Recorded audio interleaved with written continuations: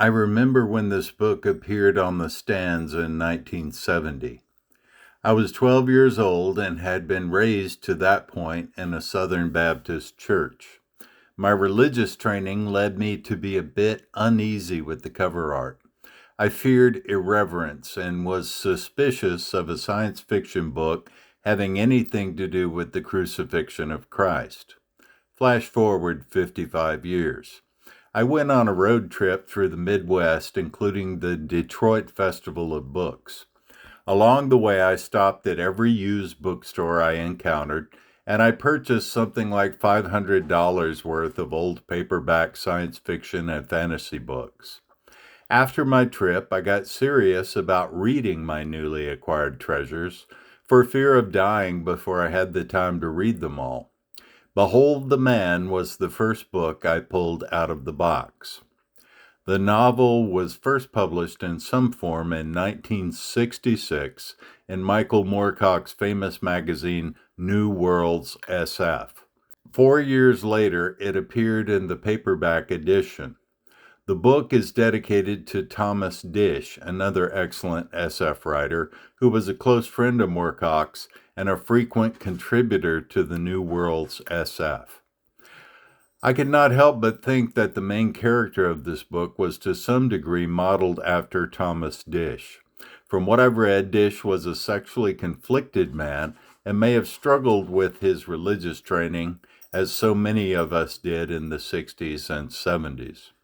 Behold the Man depicts the lifelong struggles of a male named Carl Glogauer to adjust to society, define his own sexuality, and to come to peace with his own confused notions of religion and spirituality.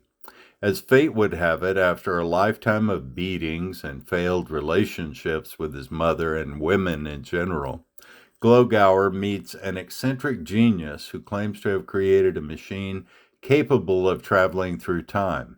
The inventor is attracted to Glogauer's intelligence, but also wants to have sex with him. One thing leads to another, and Glogauer agrees to be the first human subject for the inventor's time travel experiments.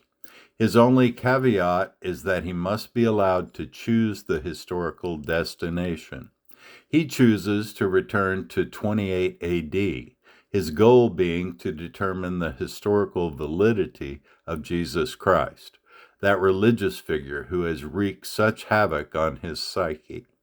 Carl Glogauer has learned Aramaic in order to communicate with the people of his target era.